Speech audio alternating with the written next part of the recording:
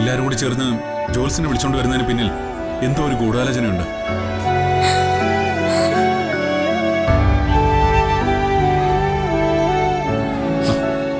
താൻ വിഷമിക്കണ്ട.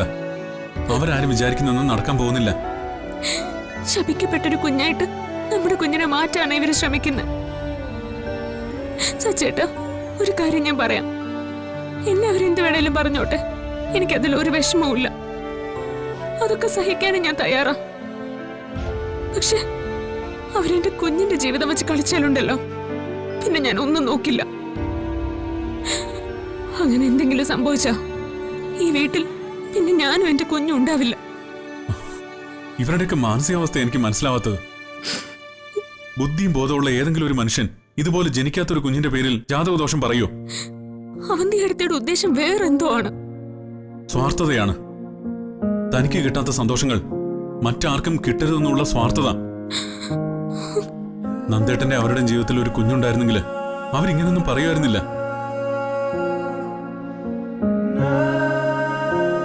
വർഷങ്ങളോളം സ്വന്തം ഭർത്താവിനെ പൂട്ടിയിട്ട സ്ത്രീ അവര്.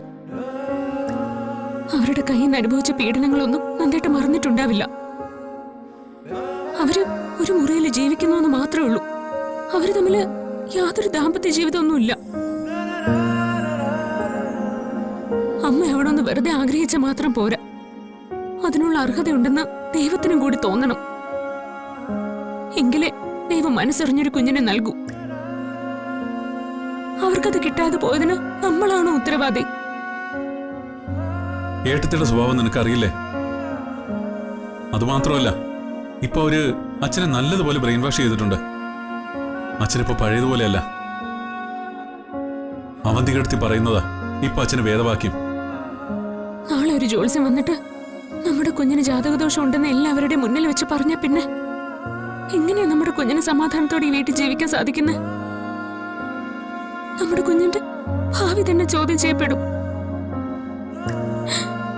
സച്ചേട്ടാ, അങ്ങനെ ഒരു ദുർവിധിക്ക് ഞാൻ നമ്മുടെ കുഞ്ഞിനെ വിട്ടുകൊടുക്കില്ല. നമ്മുടെ കുഞ്ഞിനെയും കൊണ്ട് ഈ വീട് വിട്ട് ഞാൻ എങ്ങോട്ടെങ്കിലും പോവും. അങ്ങനെ ഓടിപ്പോകാൻ തുടങ്ങിയാ എവിടെ വരെ പോവും?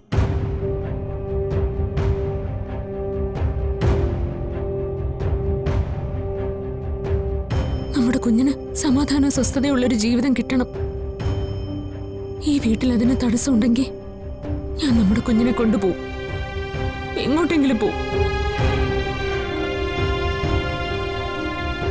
എന്തായാലും നാളെ ആ ജോൽസിനൊന്നെങ്കിൽ വരട്ടെ. നമ്മുടെ കുഞ്ഞിനെ ദ്രോഹിക്കുന്ന എന്തെങ്കിലും അയാൾ പറഞ്ഞാ പിന്നെ ഞാൻ ഇടം വല്ല നോക്കില്ല. എല്ലാം തകർത്ത് തരിപ്പണാക്കി കളയും ഞാൻ. നമ്മുടെ കുഞ്ഞിനെ ഇവരാരും പറയുന്ന പോലെ ഒരു ജാതകദോഷം ഇല്ലെന്ന് നമുക്ക് തെളിയിക്കണം. തെളിയിച്ചേ പറ്റൂ.